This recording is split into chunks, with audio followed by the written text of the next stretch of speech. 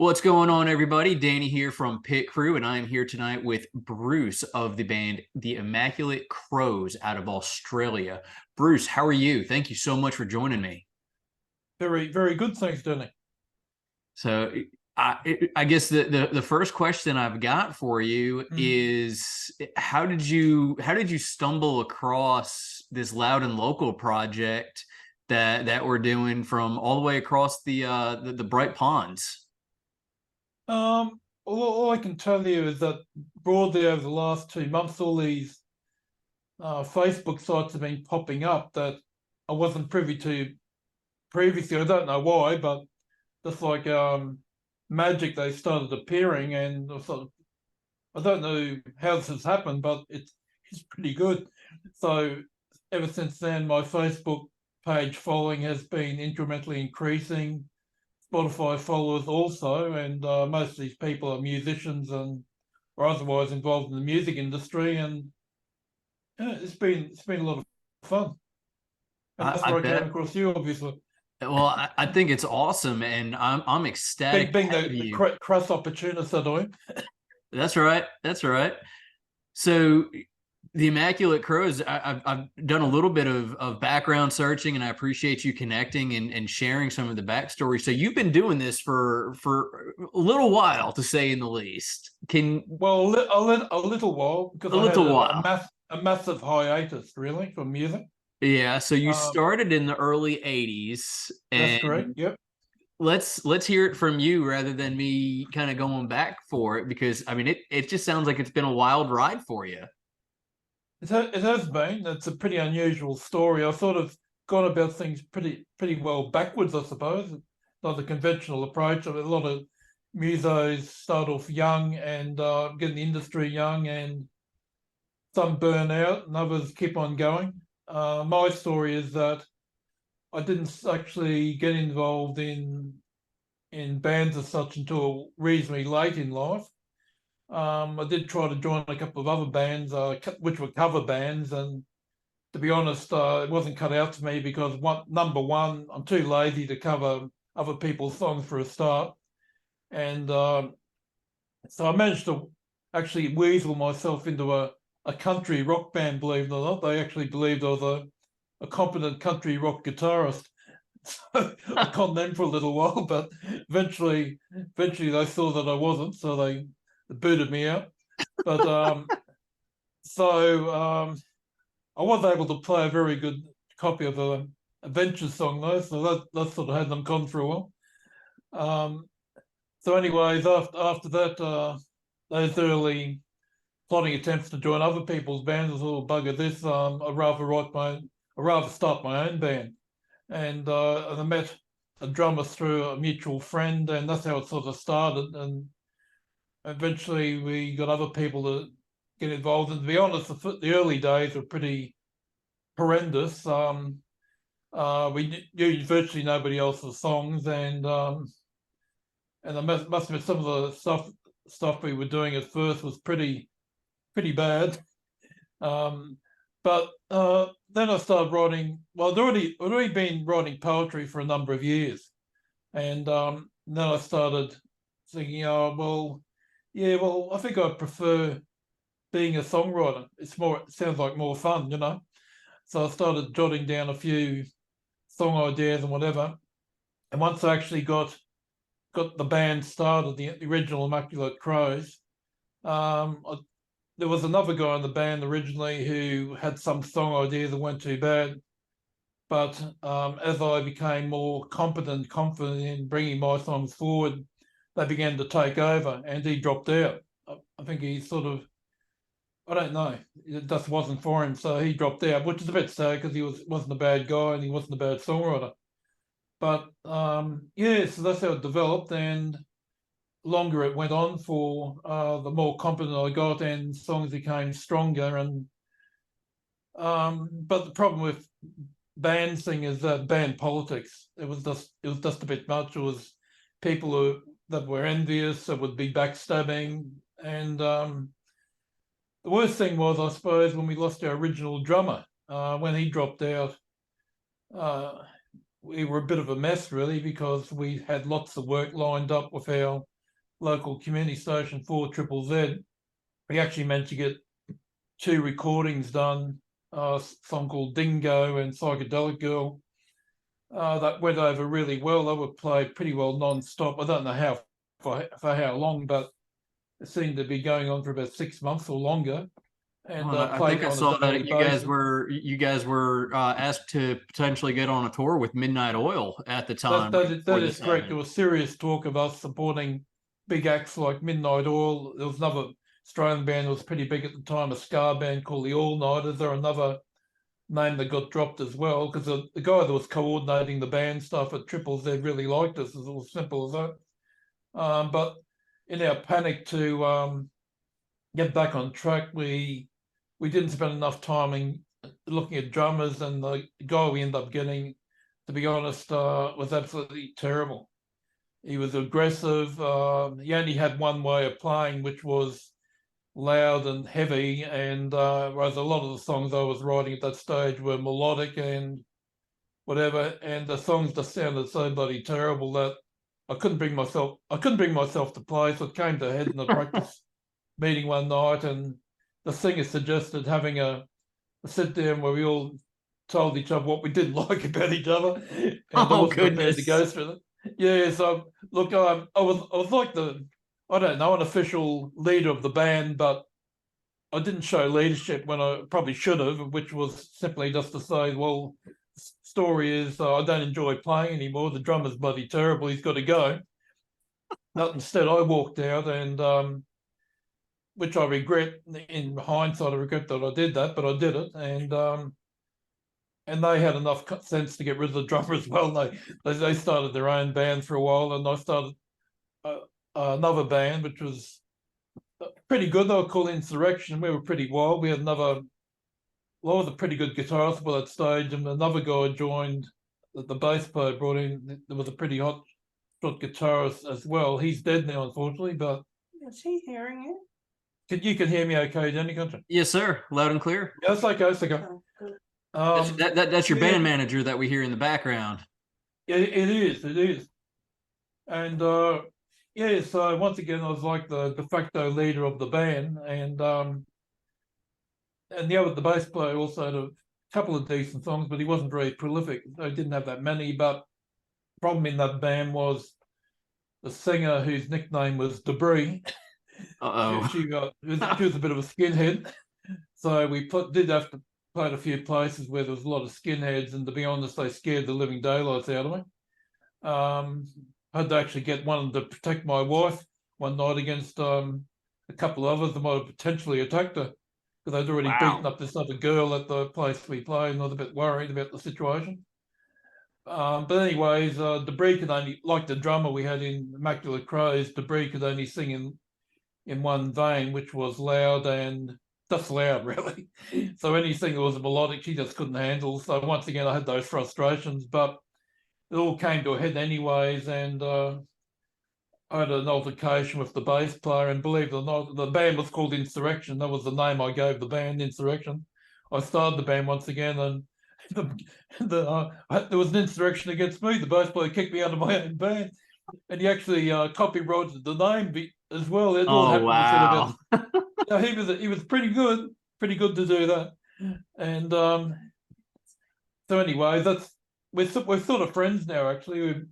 But he's joined Facebook a while back, and I was a bit queasy about whether I should accept the friend invite, but we've become friends, and I went to the funeral of the former band member with him, and we had a bit of a talk, so things are patched up there. That's But awesome. anyways, that's all history now. So I was basically playing in bands from about 81, late 81 to, I don't know the exact time, but I'd say around, hazard a guess, so it was about early 85. I did have a brief get together with some of the Immaculate Crows guys again, but I don't know, the chemistry just wasn't there anymore, and just sort of fizzled out. And I was just sick of things stopping and starting, and I was like, bugger this for a joke. Ended up marrying Carolyn, who we were living together back in those days, and so we ended up getting married, having children. I did the parents thing, where I devoted myself to the family and getting a job, whatever else. And it was really frustrating, music wise, because I've always knew my songs were really good, and I was a pretty decent guitarist as well. So it was frustrating, sort of putting all that on the back burner. But 2019, what happened is that, believe it or not, I'd never commercialized a couple of songs I recorded back in the 80s. So I eventually got around to digitalizing them and releasing them for the very first time. And then I found that the master tapes, which are all reel-to-reel recordings, were pretty shot in the most part. So the recording quality wasn't fantastic, but it was okay enough to listen to. So I released those ones. Actually, Psychedelic Girl came up pretty good, and Dingo. Those two came out quite well. So there's only 4 recordings anyway. So they were the very first things I released. And then the problem was, I thought, oh, well, how am I going to record other songs? And then what happened is that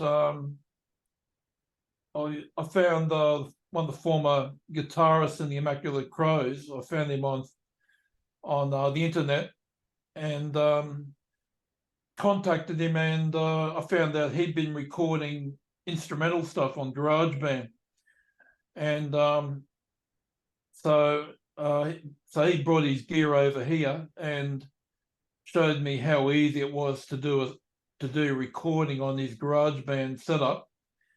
But the problem there was that we could only do instrumental tracks. We couldn't do vocals with the GarageBand. So that's where Carolyn came into play. So we couldn't afford to go into a studio and, pay for recordings in studios. As well as that, my recording process just wouldn't work in the studio environment, I don't think, So anyways, so Carolyn, we bought some home recording gear, and Carolyn actually set about learning how to use the doors, and she's emerged this quite amazingly in this very short period of time. She's become quite a competent producer, and so that's what happened. So Mark we'd come over here, we both lay down the tracks on his GarageBand, and he'd send me an MP3. Then we get over vocalists who Carolyn would record, and then Carolyn would do the final mix.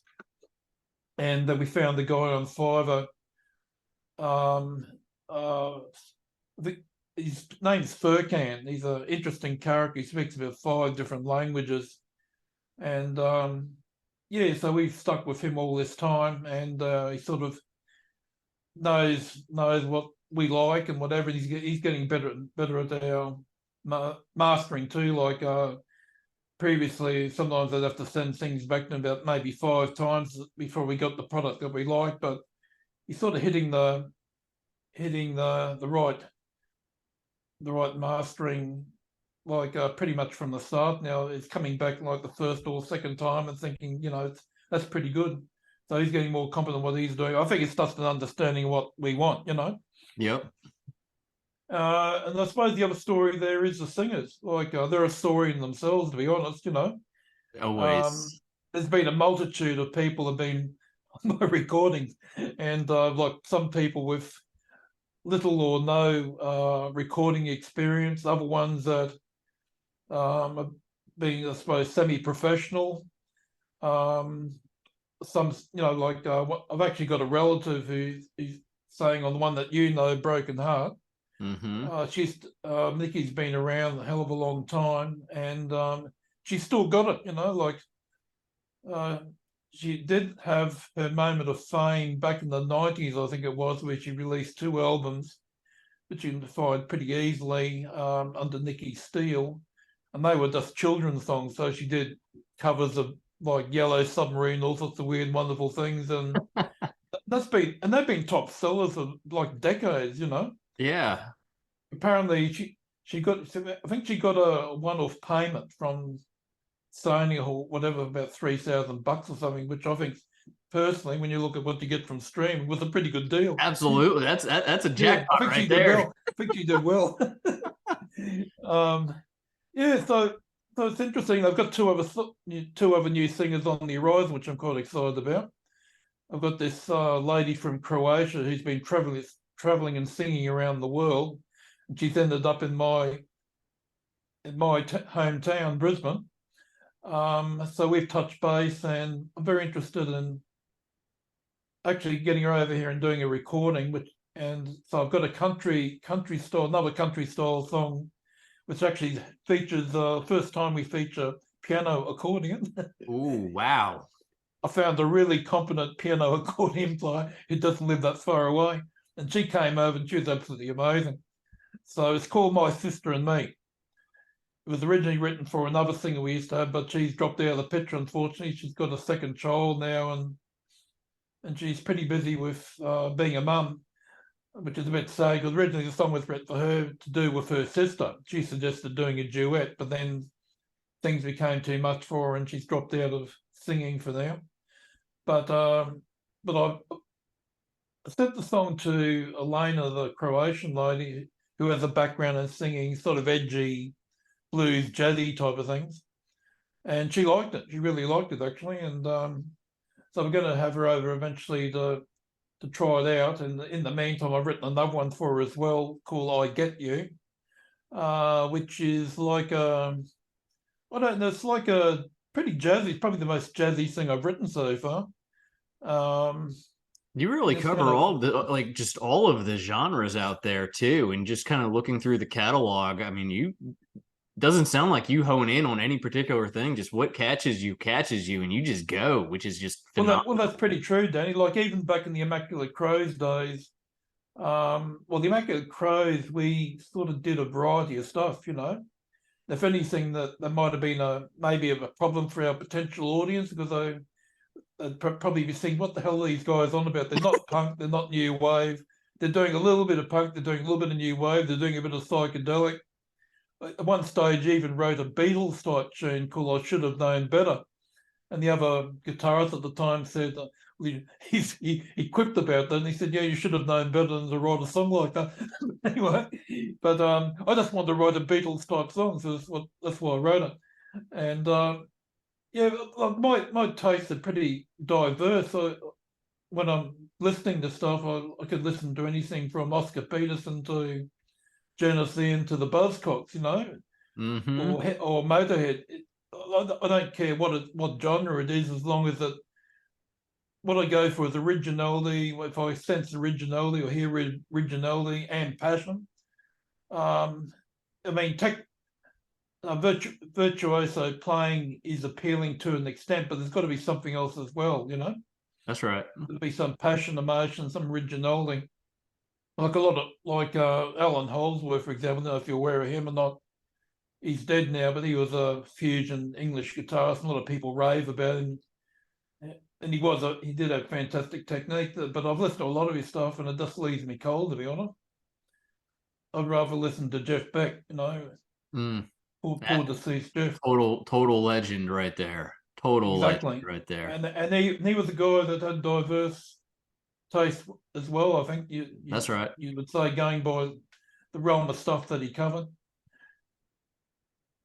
So let me ask you this, you know, and obviously as you're going through the different genres and whatever catches you, the stuff that you write about, the content of your songs, your poetry through them, you write about some really heavy topics.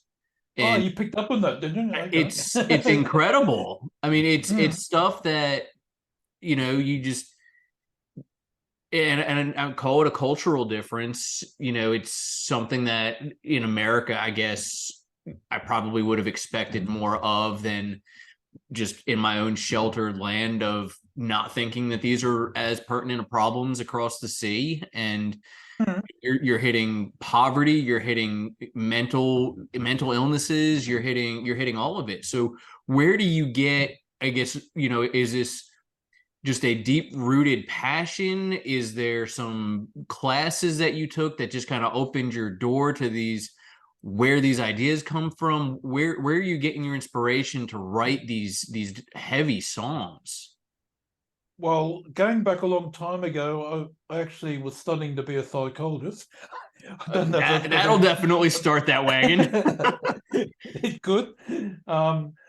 Look, there's no end to subject matter. You know, you look around the world, like just in my home state, Queensland, two of the songs that I've written were really inspired by local issues. We had a young girl um, whose nickname was Dolly, who committed suicide just a few years ago when she was, I think, 14, when she committed suicide due to some pretty heavy cyberbullying that was going on, and that really touched me. So that inspired the song Dolly, and Dolly started off as specifically inspired by that event, but I brought into it a lot of.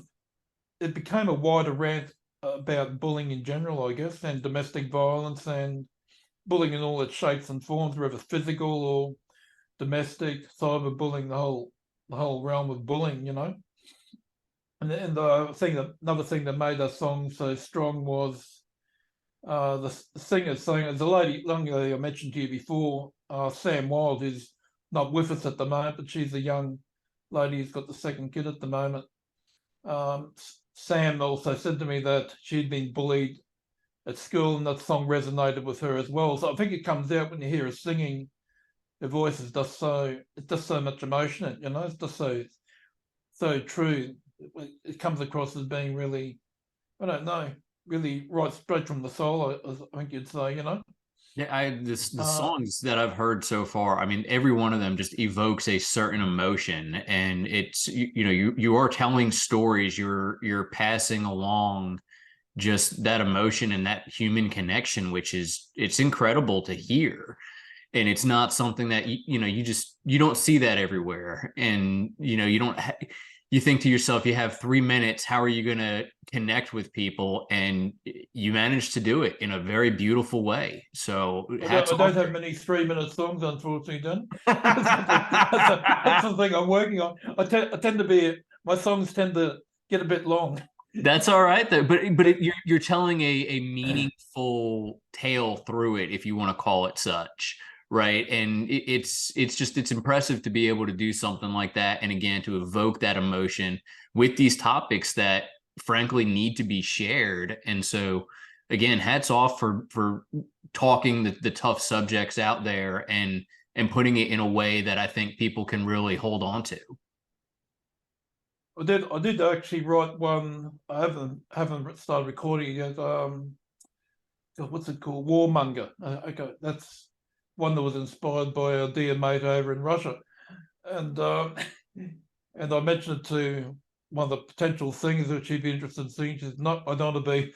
I don't want to be at the end of a Russian hitman." I can empathise with that. So anyways, I did find someone else is brave enough to take it on, but I just have to get around to recording it. But yeah, it's basically a rave and rant against, well, people like Putin, obviously, and there always will be people like that around, unfortunately. Yep, humanity is it's an interesting animal in and of itself. It is. So, It is. so you started off going for psychology, and where did that take you? I mean, have you leveraged that? Didn't take me anywhere. I was terrible at statistics. As simple as that. I don't have a mathematical brain, and unfortunately, there was a big reliance or emphasis in psychology on you had to do statistics, and that's such a big part of it because you're doing studies and whatever else, analyzing the results and all that sort of stuff, and that just left me cold. I'm pretty good at. I think I'm pretty good at the counselling side in terms of I can understand that related more to me. You know? Yep. Yeah, so that's a long time ago now. So that's all. I don't want to do any more studying. It's drove me nuts, to be honest. No, that's certainly fair. And so it sounds like, I mean, you're constantly writing, and we've heard Miss Carolyn's voice a few times in the background. Can you talk to me a little bit, or I mean, she's welcome to join if she so chooses, but what's the aside from marriage, what is the balance between you both as it comes to writing music and putting it out there? And I mean, how do you guys go through all of this together? Well, I think Carolyn, she might be best to answer herself, but the impression I get when we're working together is it's very hard going for Carolyn. It's very hard work, and it's hard for me to relate to that because I'm not doing the side of stuff that she's doing. Yep. I'm just sitting in the background saying to her, yeah, I don't like that, or I like that, and it gets really frustrating when I'm going for guitar sounds. Like sometimes she might have to play me because Carolyn is not a musician, but she's got other talents, obviously. Sure. And she's, as time goes by, she's actually injecting more of herself into the songs too, into the production side, and occasionally comes up with some stuff like the ending. I don't know if you heard the song For Hannah, but the piano at the end of that's quite.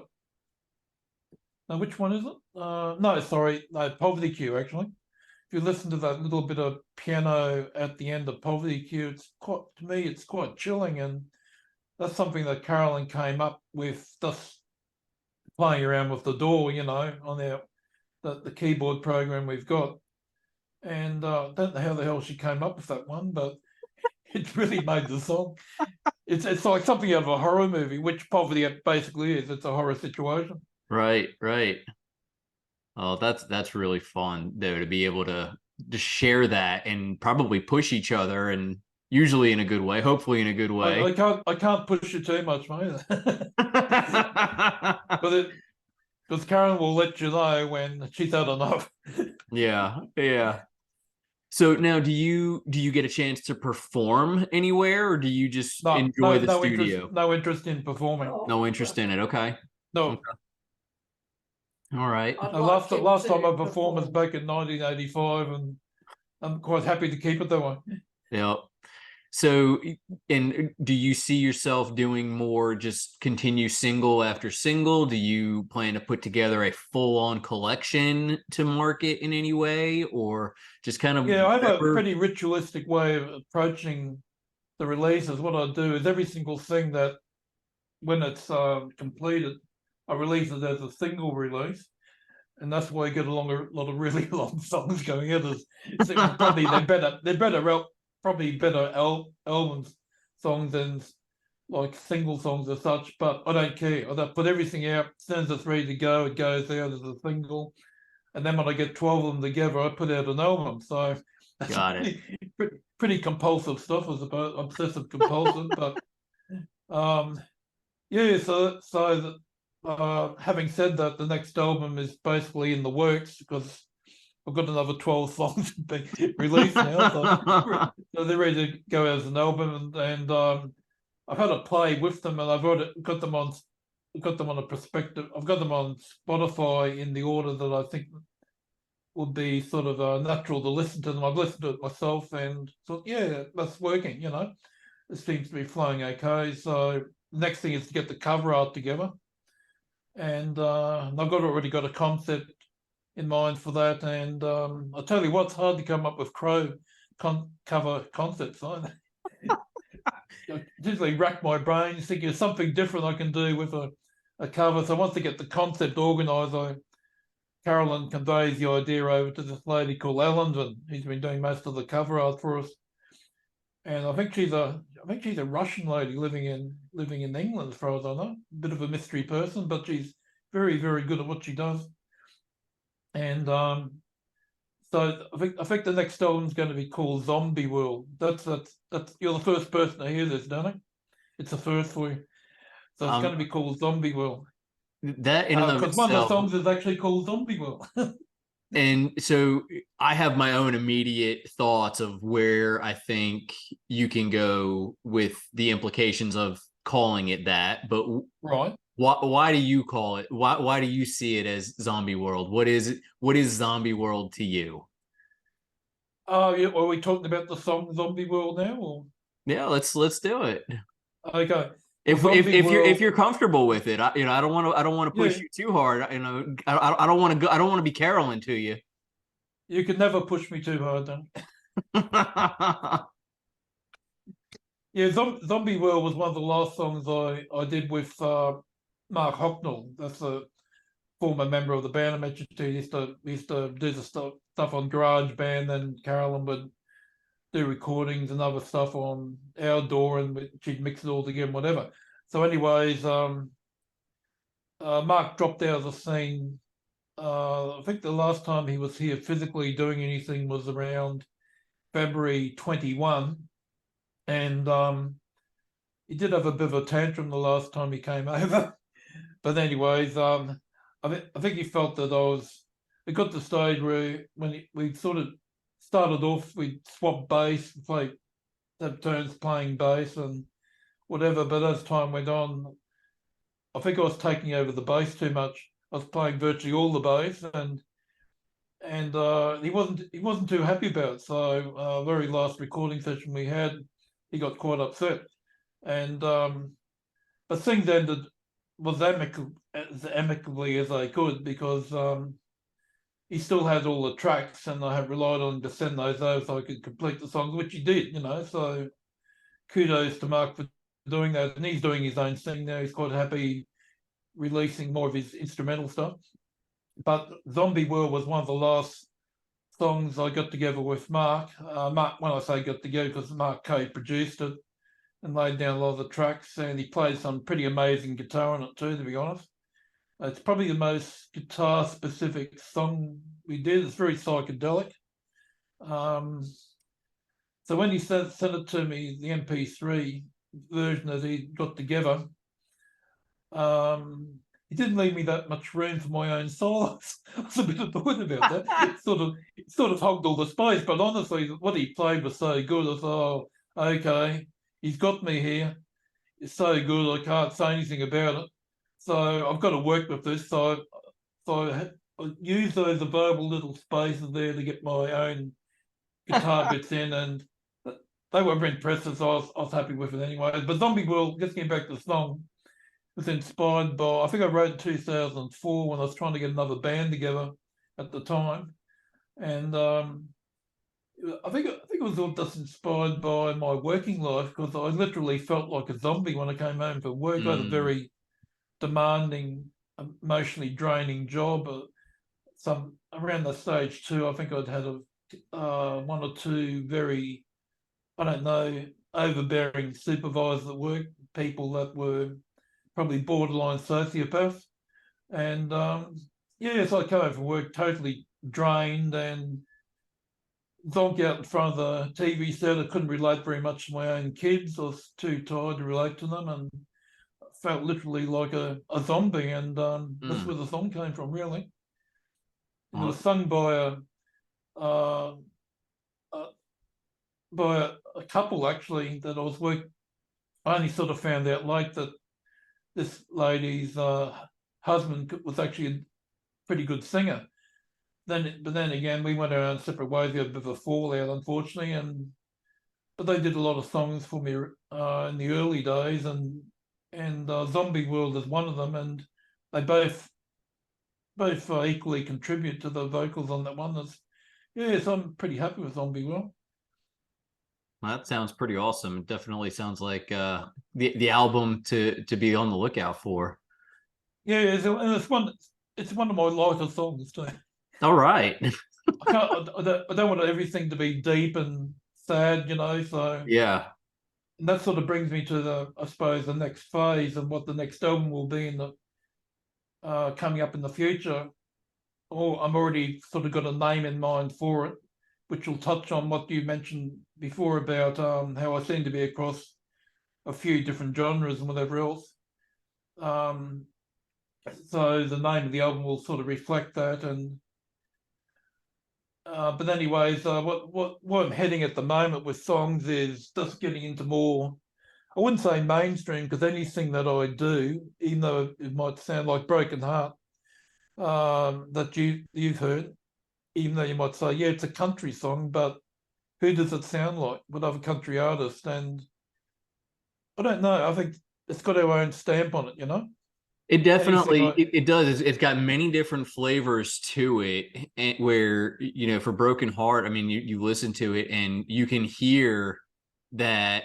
I mean, you hear a little bit of like a Fleetwood Mac type indie bass to it, but you also you hear all of these different flavors just coming together to put to your point. You can't say, well, that sounds like so and so, or you could definitely tell that they pulled all the influence from here. And it's just you could just tell you're pulling it all together in such a way to truly make something new and unique and beautiful. And that's just again, it's just not something that you get a whole lot of these days. So yet again, just a hats off to you for something like that. thanks, Adam. Absolutely. Did you hear Business School as well? I have not. Well, you Yeah, said you got to check that one out as well. it was business what now? Business School. That's on the first album. All It was right. one of the first songs we recorded actually, but it was actually an originally in one of the really old Crows songs. Okay.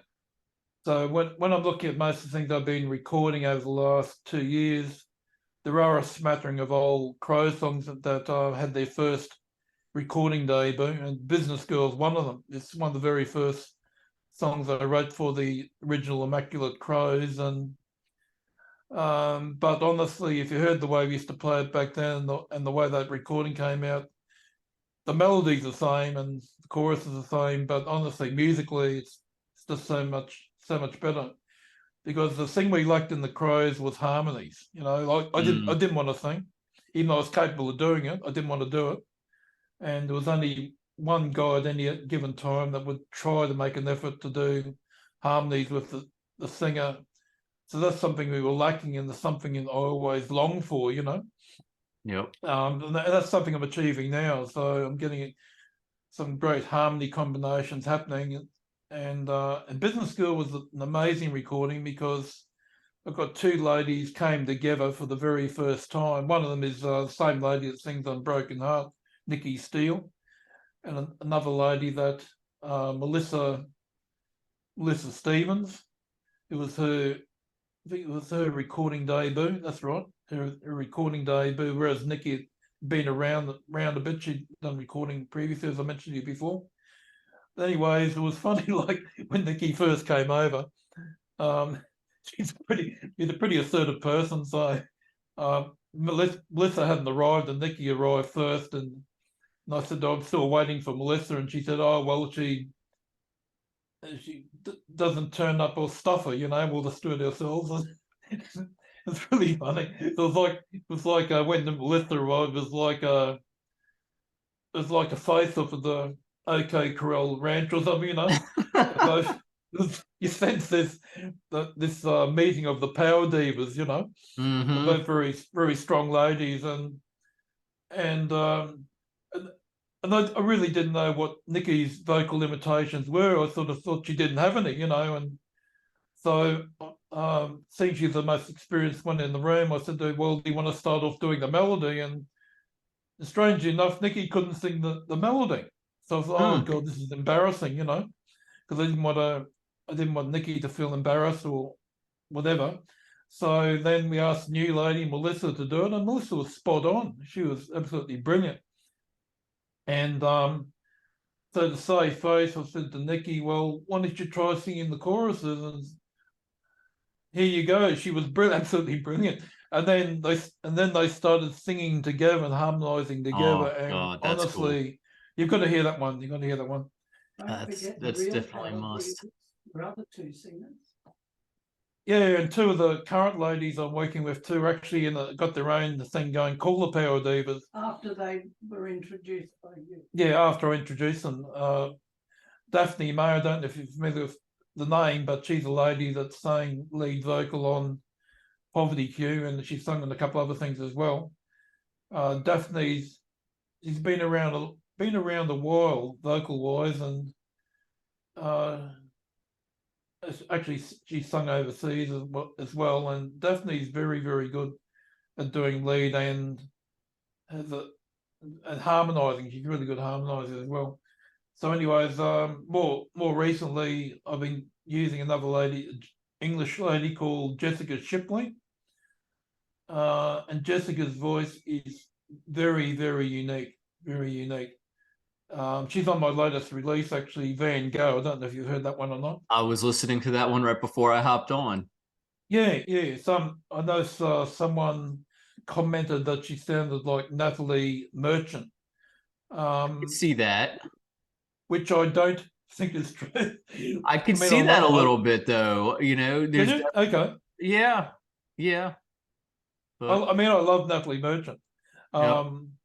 But I think, I don't know. I think that if there are similarities, I think it's because they're just so unique. Yeah, They've got that's their fair. own sound. If Yep. you hear them, you think, okay, that's Jessica or that's Natalie, you know. Whereas there's a lot of singers out there that, let's face it, they sound like each other, you know. They're very Yep. good. But anyways, yeah. So what was I saying? So anyways, Daphne wanted to get a band together, an all-female band called the Power Divas, and doing Spice Girls covers. I'm not a great Spice Girls fan myself, but that's Daphne's thing. I mean, we all like different types of music, you know? That's right. That's right. And we accept that. We work together, and Daphne was surprised that she was interested in even doing something alternative, you know, because of her background in R&B and disco and doing Astrid Gilberto, all sorts of things. But I didn't see her doing alternative songs. So when Daphne started singing a couple of alternative things, I was very surprised. You know, I'm very happy as well that she took it on. Sure. She's turned out really well. But Jessica, the first time I heard her, she just sent over a bit of a very rough take. And to be honest, I didn't know what to make of it. It sounded it was bizarre. But it was so bizarre, I said to her, look, I'd like to hear more of you because you're interesting, you know. So that's how that started off. So Jessica came over, and first I got her. I had about, I don't know, 3 or 4 songs lying around that had the lead vocal on, but I didn't have any harmony. So I tried her out first doing some harmony bits. So I don't know if you've heard Anti-Vax yet, have you? Not yet. I saw that one on Spotify, but I have not listened to that one yet. Well, she ended up doing vocals. She did harmonies on Anti-Vax, and she was absolutely brilliant. And you just see she enjoyed it so much. And then I got her to do harmonies a couple of others. And yeah, she's okay. I sort of like her. And the thing I like about Jessica is she's so enthusiastic, and any song that she heard, she'd say, I want to do that, even if I had already earmarked it for somebody else. You know? That's funny. You can't knock the enthusiasm. So she's somewhat lead now on 4 songs, and she's very unique. So I'm very mindful of that her voice is just so unique. I've got to find songs that are equally as unique as her voice, you know. And anyways, just getting back to the story. So Daphne did harmonies in a couple of Jessica's songs and vice versa, and I was thinking of getting them both together. What was it for? Do a song or something or other, and Daphne was very shy. For a lady, if you put Daphne on the stage, there's no shyness whatsoever. She's an absolute performer, you know. I've seen her live a couple of times, and she's got no fear of a mic or an audience whatsoever. And but surprisingly, she was when I told her that Jessica would be coming along too to a recording session, she said, well, Froze up.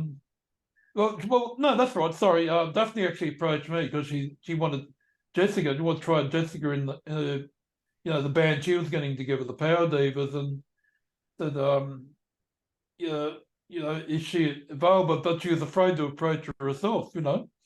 So I think that's why I set up this rendezvous, set up a situation where they could actually meet, and they hit it off really well, and so they're happily working together now, doing the Power Diva stuff as well as helping me out from time to time when required, you know. So it's a pretty healthy, happy little thing happening there. It certainly sounds like it.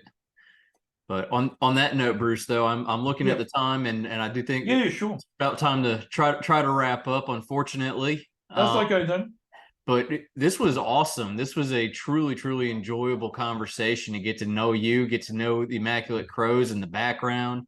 A lot of great songs that are out there. Looking forward to hearing what's to come. Any parting advice for new artists that are out there trying to do what you do and just get out there with it? Well, I'd say from my own experience, if you're an independent artist, you first and foremost believe in yourself. You think you got it. If you sincerely believe you've got a product that's strong or a talent that's undeniable, don't be shy about it. It's going to be a hard road though for a lot of you.